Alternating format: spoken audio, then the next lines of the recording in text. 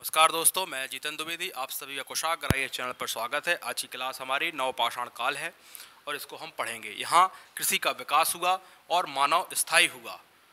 अभी तक क्या देख रहे थे आप? मानव स्थायी नहीं हो पा रहा था, यानी अभी इसके पहले वाला जो आपने काल देखा मध्यपाषाण काल, उसमें पशुपालन का शुरुआत हुई है, ठीक है ना। अब यहाँ क्या देखा जा रहा है? यहाँ कृषि का विकास हुआ है और क्वेश्चन पूछा जाता है कि पहली फसल कौन सी है जो मानव ने पैदा की है, और पहली तो जौ है ना।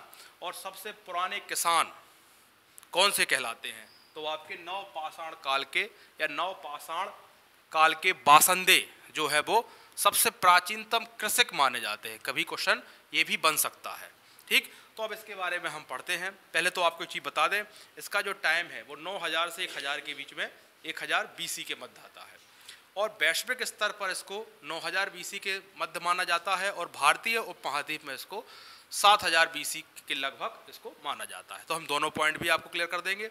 और जो नवपाषाण शब्द है, इसके जो जनक है आपके सर जॉन लुबाक है, इनके बारे में भी लिखाएंगे। और इन्होंने एक मैगजीन लिखी है, उसकी भी चर्चा करेंगे।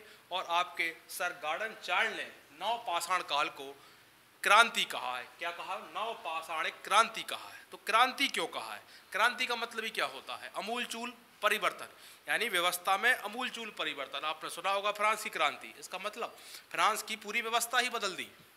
यानी सबसे बढ़िया एग्जाम्पल आप समझे, मान लो कोई भी देश में राजतंत्र है, उसको आप कन्वर्ट करके लोकतंत्र में ला दो, यानी पूरा आपने सिस्टम ही बदल दिया। ये क्या कहलाती है? क्रांति। और आंदोलन, जब किसी आप एक विशेष मुद्दे जैसे किसान आंदोलन, इसके लिए आप मूवमेंट चला रहे हो तो वो एक आंदोलन है। और क्रांति मतलब पूरा सिस्टम बदल जाए। अब यहाँ कैसा सिस्टम बदल गया? आप देखिए, यहाँ का मानव क्या कर रहा है? यावरी जीवन जी रहा है। अभी तक पशुओं को मार रहा है, खा रहा है, एक जगह से दूसरी जगह स्थान घूम रहा है, कोई उसका स्थायित्व नहीं है। अब यहाँ आते आते मानव में क्या विकास हुआ? उसने कृषि करना प्रारंभ किया। अब कृषि कोई भी करेगा तो उसको कम से कम स्थायी रुकना होगा।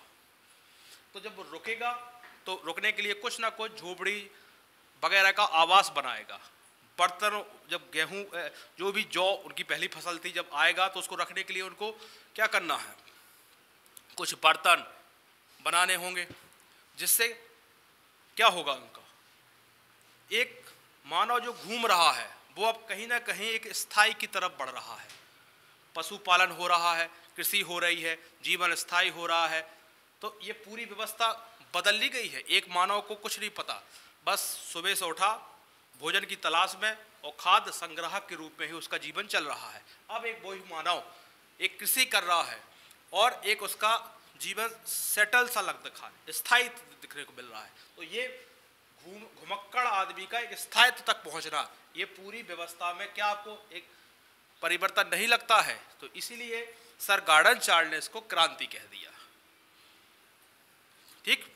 उस पर भी और चर्चा भी होगी।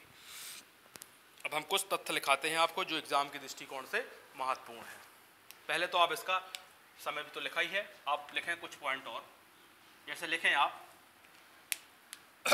वैश्विक स्तर पर,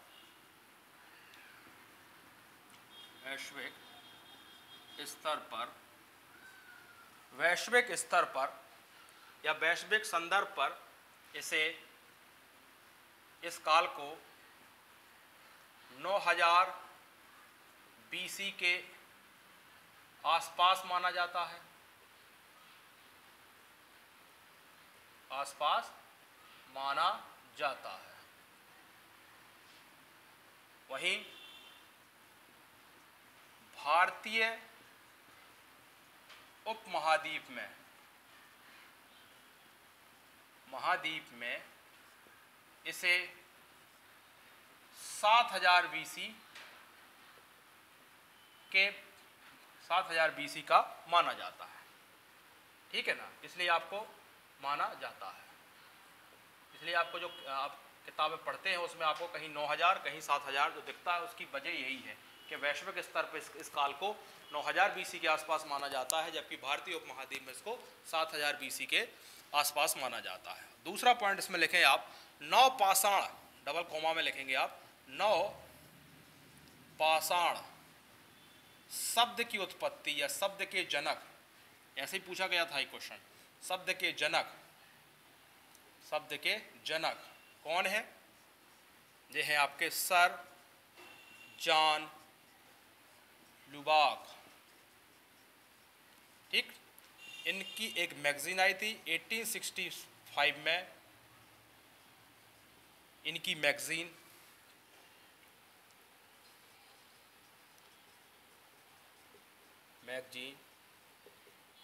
ठीक है, इनकी एक मैगजीन आई थी, उसका नाम था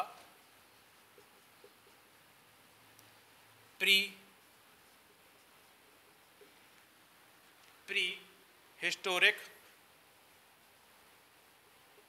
टाइम्स। और इस मैगजीन में इन्होंने नवपाषाण काल के बारे में विस्तृत वर्णन किया है, या इन्होंने ही बताया, इसलिए इनको जनक भी कई बार पूछा जाता है कि नवपाषाण काल के जनक कौन है, तब भी आप किसको टिक करेंगे? आप सर जॉन लुबाक को ही टिक करेंगे। ठीक, इनके बारे में एक फैक्ट भी आपको ध्यान रखना है। अब इसको नवपाषाणिक क्रांति कहा है, तो वो किसने कहा है? उनका नाम लिखें, सर गॉर्डन चार्ल्ड ने। यहां से लिखें आप, फिर हम इसकी विशेषताएं बताते हैं। सर गॉर्डन चाइल्ड ने, सर गॉर्डन चाइल्ड ने, या इसे नवपाषाणिक क्रांति कहा। क्रांति कहा। अब कहा क्यों? क्योंकि एक मानव, अभी आप इसके पहले के जो कालों में देखते हैं, मानव यावरी जीवन जी रहा है, घुमक्कड़ जीवन चल रहा है, उसका शिकार कर रहा है, संग्रह कर रहा है, खा रहा है, और कोई काम नहीं है। अब यहाँ आते आते मानव क्या कर रहा है? यहाँ आते आते मानव कृषि करना प्रारंभ करता है। कृषि करेगा तो उसको रुकना होगा, यानी जीवन स्थायी की तरफ बढ़ रहा है। अब रुकेगा तो वहाँ कुछ रहने की व्यवस्था भी करेगा, ठीक है ना। और पशुपालन तो हो ही चुका है इसके पहले वाले काल में, तो यहाँ पशुपालन का उपयोग भी बढ़ रहा है। संभवतः कुछ लेखकों का मानना है कि यहाँ पशुपालनों का उपयोग वो कृषि कार्यों में भी लेते थे, क्योंकि पहिए का विकास भी यहाँ हुआ है। तो ये जब एक गांव जैसी सभ्यता देखने को मिलने लगती है, या गांव जैसे शुरुआती लक्षण देखने को मिलने लगते हैं, तो कहाँ एक मानव आदि मानव जैसा घूम रहा है, पत्थर लिए घूम रहा है, और एक मानव कृषि भी हो रही है, पशुओं का उपयोग भी सही से कर रहा है, आग का उपयोग भी अब सही से होने लगा है, और तो एक जीवन या ऐसा मान ले प्रारंभिक चरण देखने को मिल रहा है आपको गांव जैसी पद्धति का। तो ये पूरी व्यवस्था चेंज नहीं हुई है। इसी बिहाफ पर उन्होंने कहा है कि नवपाषाणिक क्रांति, किसने कहा है? सर गॉर्डन चाइल्ड ने। तो ये फैक्ट आप ध्यान रखेंगे। और जनक कौन होगा? Sir John लुबाक। ठीक, और भारतीय उपमहाद्वीप में इसका समय 7000 BC के आसपास माना जाता है। अब आप अगली हेडिंग डालेंगे, लक्षण और विशेषताएं। ये कुछ तथ्य आपको शुरुआत में ही जान लीजिए आप।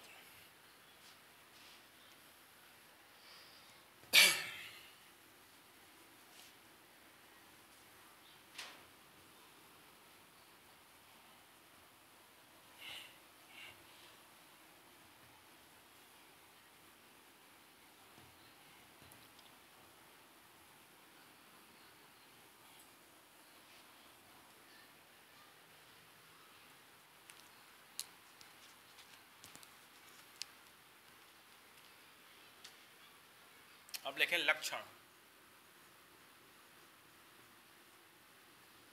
पहला लक्षण क्या है? पहला लक्षण, कृषि की शुरुआत हुई। यहां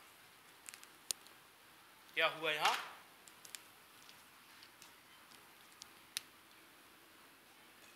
कृषि की शुरुआत।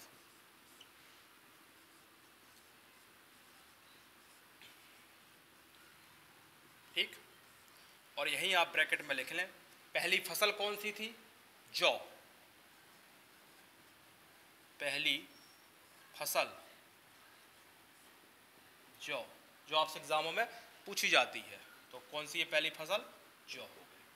और पहली खाद्य फसल की बात की जाए, पहली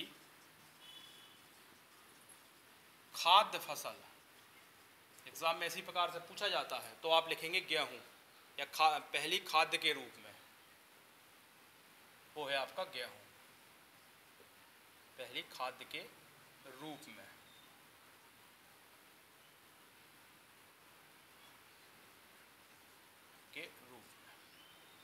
अच्छा, इनको पुराने किसान भी कहते हैं, यानी सबसे प्राचीनतम कृषक किसको कहा जाता है?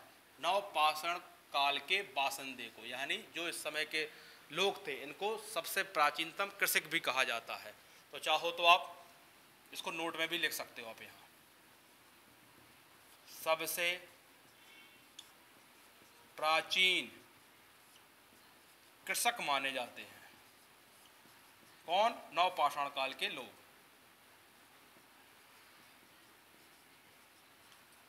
दूसरी विशेषता देखें आप, दूसरी विशेषता क्या है? जब कृषि हो रही है तो स्थायी आवास की बात आई है, इसलिए तो क्रांति कह दिया गया है। ठीक है, चाहो तो इसको बासंदी भी कह सकते, सबसे प्राचीन कृषक बासंदे, ठीक है ना, या नवपाषाण के बासंदे, तो बात वही हो गई, जो यहाँ के लोग हैं उनको ही। दूसरा क्या लिखा रहे हैं हम आपको? स्थायी निवास, स्थायी निवास, क्योंकि कृषि करेंगे तो उनको कुछ समय के लिए रुकना होगा। और क्या हुआ? और यहाँ उनका कुम्हारकारी का ज्ञान हुआ, यानी बर्तन बनाने का जो भी काम हुआ, विकास हुआ। तो उसको क्या बोलते हैं आप? कुम्भकारी का विकास हुआ यहाँ। और जो एग्जाम में अक्सर पूछा जाता है क्वेश्चन कि पहिए की खोज या पहिए का आविष्कार किस काल में हुआ? तो नवपाषाण काल में हुआ है। तो क्या लिखेंगे आप? पहिए का आविष्कार, पहिए का आविष्कार। ठीक है, और क्या हुआ यहाँ? यहाँ हड्डियों के उपकरण भी बनने लगे और मृत भांडों का भी विकास हुआ।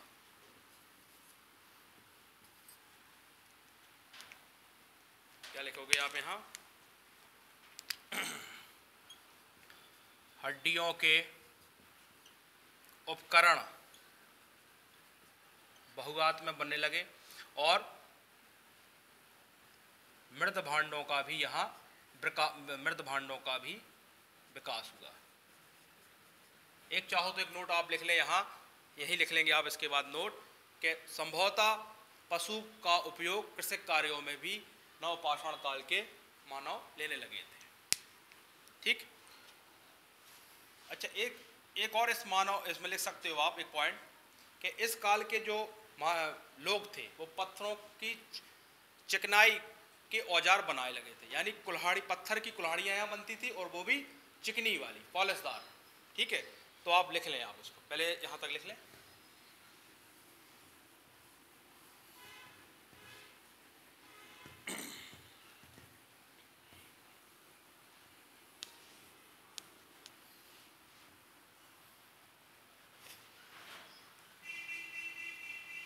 ठीक है, तो आपके 6 पॉइंट हो गए, तो चाहो तो एक 7 पॉइंट और लिख लो। यहाँ के लोग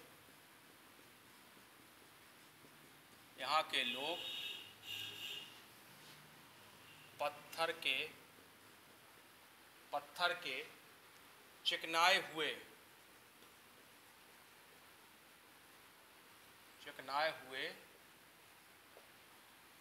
औजारों का इस्तेमाल करते थे।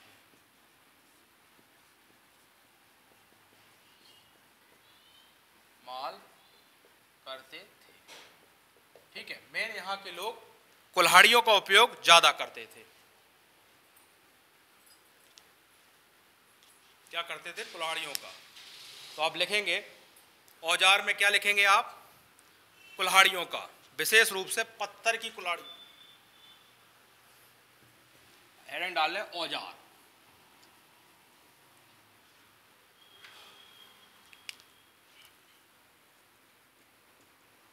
औजार में काय का उपयोग करते थे ये लोग? पत्थर की कुल्हाड़ियों का, और वो भी कुल्हाड़ियाँ कैसी? वो भी धारदार और चिकनी, ऐसा मान लें आप। तो पत्थर की कुल्हाड़ियों। ठीक है, इसके आधार पर ये 3 क्षेत्रों में मिलती हैं जनरली कुल्हाड़ियाँ। तो ये भी आप लिख लो किस टाइप की कुल्हाड़ियाँ कहाँ कहाँ मिली है। उत्तर पश्चिम में देखा जाए तो यहाँ कैसी कुल्हाड़ियाँ मिली हैं? यहाँ कुल्हाड़ियाँ मिली हैं चंद्राकार धार की अंडाकार आयताकार, तो लिखेंगे आप चंद्राकार धार की, और किस प्रकार की थी वो? आयताकार थी, आयताकार। तो ये कहाँ मिल रही हैं? उत्तर पश्चिम साइड। यानी औजार यहाँ देखा जाए नवपाषाण काल में कुल्हाड़ियों के औजार उपयोग किए जा रहे हैं, और उत्तर पूर्व में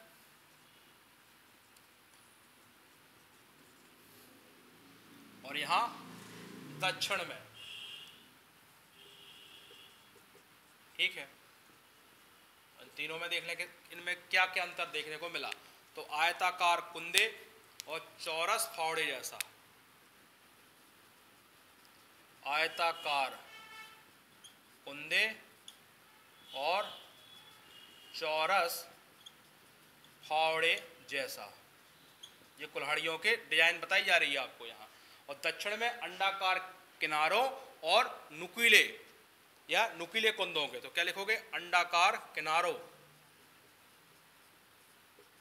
जैसा अंडा होता है उसकी बात हो रही है, अंडाकार किनारों और नुकीले कुंदों जैसा।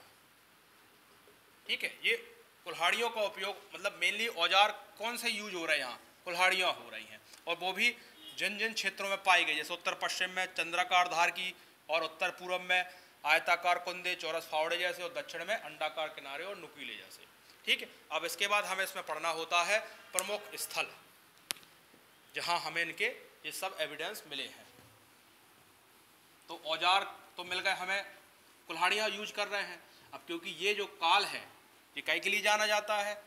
कृषि के लिए जाना जाता है। तो हमें यहाँ जहाँ जहाँ प्राचीनतम कृषि के साक्ष्य मिलेंगे वही स्थल हम क्या देखेंगे। ठीक है, और फिर भी यदि औजार पूछ लिया है तो यहाँ चिकनी कुल्हाड़ियों का उपयोग हुआ है, वो भी पत्थर वाली, क्योंकि अभी धातुओं की खोज नहीं हुई है। और चाहो तो कुल्हाड़ियों में स्लेट के पत्थर यूज करते थे ये लोग। अब लिखें आप प्रमुख स्थल, क्या डाले हेडिंग?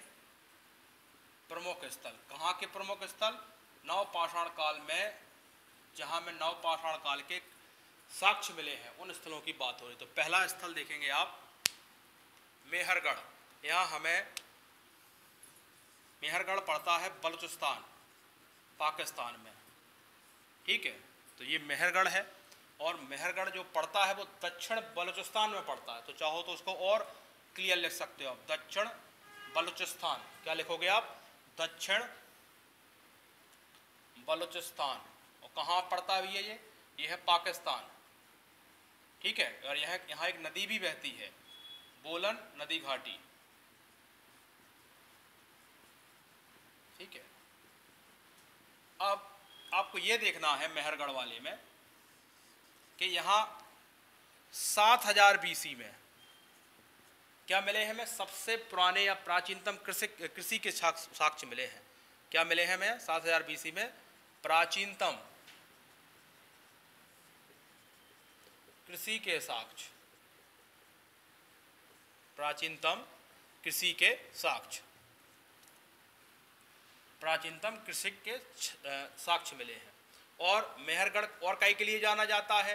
तो यहाँ एक रोटी की टोकरी के लिए भी जाना जाता है, यानी यहाँ गेहूं का आज भी उत्पादन बहुत ज़्यादा होता है, तो रोटी की टोकरी उपनाम से भी जाना जाता है मेहरगढ़। और क्या है यहाँ खास? तो यहाँ देखा जाए तो यहाँ भैंस का पालन भी सर्वाधिक होता है। क्या होता है? भैंस पालन। ठीक है ना, ये कुछ तथ्य हैं वो आपको मेहरगढ़ के बारे में रखना है। यहाँ क्या मिला है? प्राचीनतम कृषि के साक्ष्य मिले हैं। क्लियर? अच्छा, इसकी खोजकर्ता की बात की जाए तो जे फ्रांसोए है, चाहो तो लिख सकते हैं यहाँ खोजकर्ता जे फ्रांसोया। और फ्रांसीसी के फ्रांसोया जो है वो कहाँ के हैं? फ्रांसीसी के हैं या फ्रांस के हैं, और इन्होंने ही मेहरगढ़ को खोज की थी। और क्या मेहरगढ़ में खोजा था? प्राचीनतम कृषि के छात्र या कृषि के साक्ष्य। ये तो पुराना फैक्ट है। अभी एक हाल में ही यूपी पीसीएस में शायद पूछा गया है, लोहरादेव, ये यूपी संत कबीर नगर, क्या है सब जगह का नाम है, संत कबीर नगर यूपी में पड़ता है, और यहाँ इससे पुराने साक्ष्य मिल चुके हैं कृषि के। तो यदि ऑप्शन में लोहरादेव नहीं है तो आप मेहरगढ़ को टिक करेंगे, यदि लोहरादेव है तो फिर लोहरादेव को टिक करेंगे। तो क्या लिखोगे आप? लहुरादेव है, लहुरा देव कहाँ है? संत कबीर नगर, संत कबीर नगर और यूपी, ठीक। और यहां 8000 BC,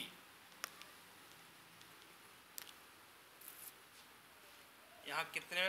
8000 BC में कृषि के प्राचीनतम साक्ष्य मिले हैं, प्राचीनतम साक्ष्य मिले हैं, ठीक है। 2 हो गए हैं। अब आप तीसरा लिखेंगे,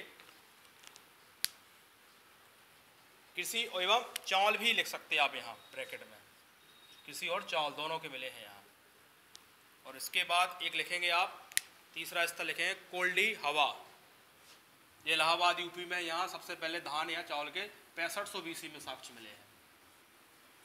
क्योंकि नवपाषाण काल के लिए जाना जाता है? कृषि के लिए जाना जाता है। तो हमें कृषि के कहाँ कहाँ साक्ष्य मिल रहे हैं उन पर विशेष ध्यान रखना है। मेहरगढ़ बहुत बार एग्जामों में आया हुआ क्वेश्चन है। और संत कबीर नगर जो है अभी आपका पूछा गया है, ये भी हाल में ही पूछा गया है, मैं याद नहीं किस पीसीएस में पूछा गया है। ये कौन सा स्थल लिखा है आपका? अब तीसरा नंबर है।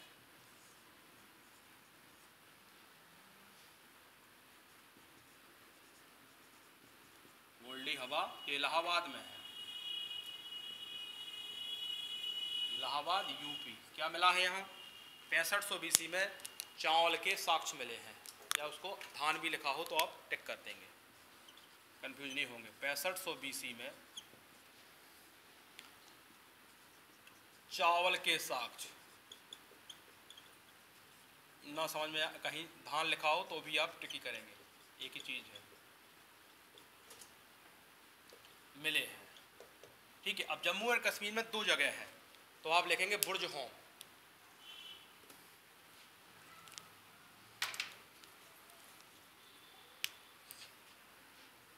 चौथा है आपका बुर्ज होम, ये है आपका जम्मू एंड कश्मीर में।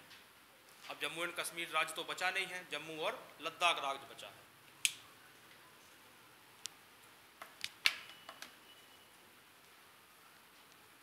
ठीक है, तो कश्मीर में है अब, ठीक है। और इसका अर्थ भी पूछा जाता है कि इसका अर्थ क्या है, तो इसका अर्थ है जन्म स्थान। इसका अर्थ क्या है? जन्म स्थान। ये सब एग्जाम में आए हुए क्वेश्चन है जो हम बोर्ड पर लिखे जा रहे हैं। अच्छा, बुर्ज होम में क्या मिला? एक कब्र में मानव के साथ कुत्ते का मतलब मानव के साथ कुत्ते का शव दफना हुआ है, तो एक तो यहाँ ये मिला है। और झीलों के किनारे गर्त आवास मिले हैं। यहाँ गर्त आवास को क्या कहते हैं? खोए भी कहते हैं। तो 2 साक्ष्य हमें यहाँ मिलते हैं। तो क्या लिखोगे आप? मानव के साथ मानव के साथ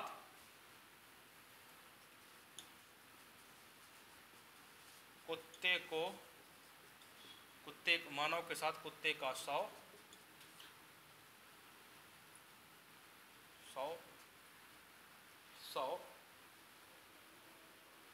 दफनाने के साक्ष्य मिले हैं।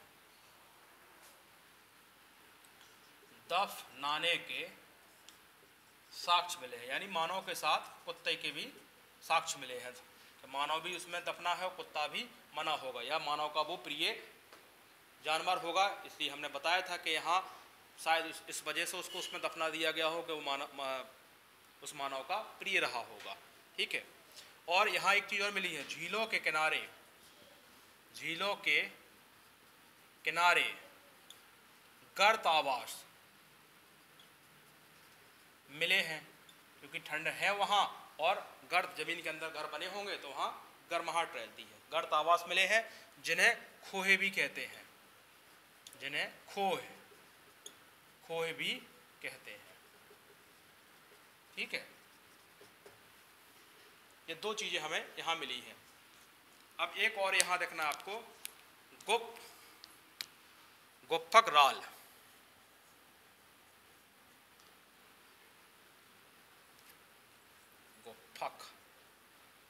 गुप्फक राल अजीब सा नाम है और इसका भी अर्थ पूछा जाता है, ये भी कश्मीर में है।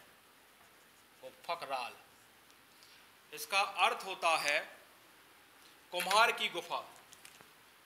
इसका अर्थ होता है कुम्हार,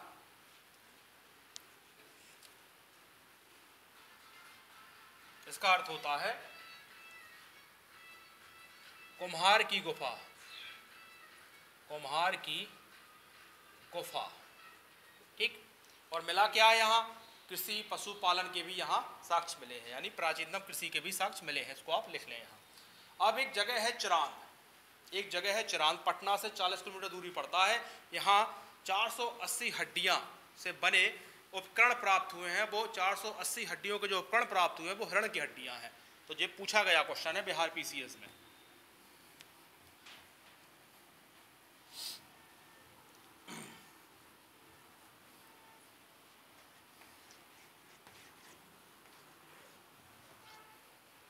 छठवां नंबर है आपका स्थलों में चिरांद, और ये कहाँ है, बिहार, बिहार राज्य में पड़ता है, पटना से 40 किलोमीटर दूरी पर, पटना से 40 किलोमीटर दूर। मिला क्या है यहाँ, यहाँ मिले हैं सर्वाधिक या हड्डियों के उपकरण मिले हैं। तो लिखेंगे आप हड्डियों के उपकरण, और उपकरणों में भी ध्यान रखना है 480, और वो भी किसके हैं, हिरण की हड्डियों के, हिरण की हड्डियों के। पूछा जा सकता है चिरांद। और ये किस काल के हैं, जो सब आपको जितने एविडेंस मिल रहे हैं वो सब नवपाषाण काल के हैं। अब एक है संगन कुल्लू, ये कर्नाटक में है, और यहाँ राख का ढेर मिला है। पूछा गया है कि राख का ढेर कहाँ मिला है, और नाम भी बड़ा अजीब सा है, संगन कुल्लू, और कहाँ का है, आंध्र प्रदेश का है। मिला क्या है, राख का ढेर। इसको आप 2-3 बार रिवीजन करेंगे या वीडियो को बार बार देखेंगे तो आपको याद हो जाएंगे सब। राख के ढेर को पढ़ना तो पड़ेगा, बार बार पढ़ना पड़ेगा। और हिस्ट्री तो वही पढ़ते हैं जिन्हें या तो शासक बनना है या जिन्हें राजा बनना है, क्योंकि सभी राजा और शासक कहाँ मिलते हैं, सब इतिहास में मिलते हैं। तो हिस्ट्री तो बड़ा अनिवार्य है। अभी जैसे जैसे अभी तो सब जैसी आप सिंधु सभ्यता के बाद से या मौर्य काल पढ़ना चालू करोगे तब आपको कॉन्सेप्ट समझ में आएगा राजा का, कि हिस्ट्री क्या है। ठीक है, पशुपालन के भी साक्ष्य मिले हैं। अब अगला स्थल लिखें आप, 7 हो गए आपके। 8वां नंबर चौपानी मांडू, चौपानी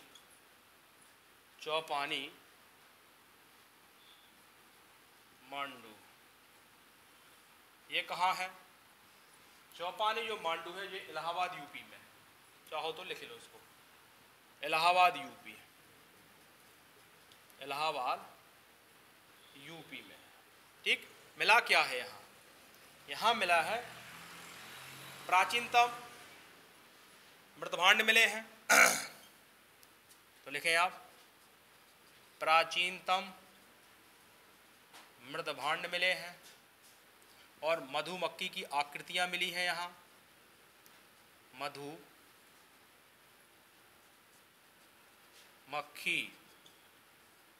की आकृति मिली है यहाँ। ठीक है, और देखा जाए तो यहाँ सामूहिक चूल्हे भी मिले हैं, चूल्हा। ठीक है ना, चाहो तो एक पॉइंट और लिख लो, सामूहिक चूल्हे मिले हैं। ठीक,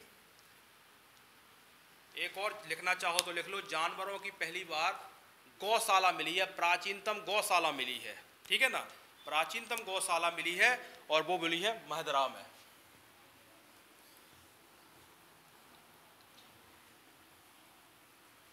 जितने भी हम लिखा रहे हैं यहाँ सब एग्जाम में पूछे गए हैं। आप अब क्वेश्चन लगाना प्रारंभ कर सकते हैं पाषाण काल के, और आपको स्पष्ट देखने को मिल जाएगा कि जो भी वीडियो में पढ़ाया गया है वो सब आपको क्वेश्चन कर पा रहे हैं कि नहीं कर पा रहे हैं।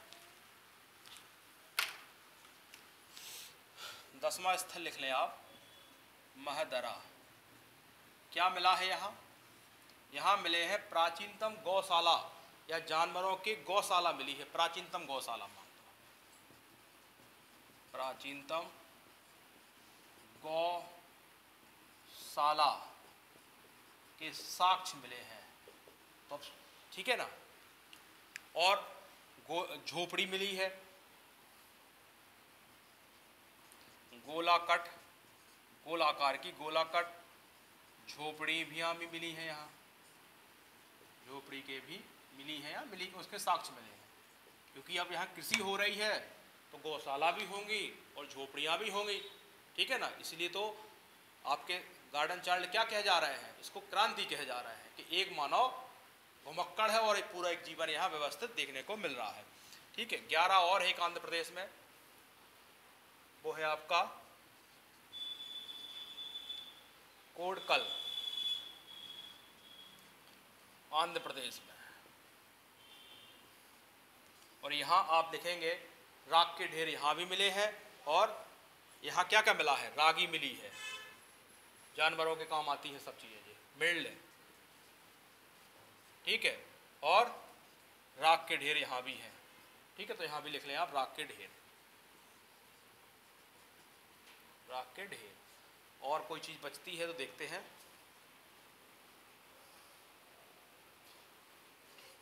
ठीक है, बस अब एक आध कुछ चीजें आपको मिल जाए क्वेश्चंस लगाते समय, तो आप नोट्स में अपडेट कर लें, ठीक है। और अब कल की जो क्लास होगी वो होगी आपकी ताम्र पाषाण काल, ठीक। आज के लिए धन्यवाद।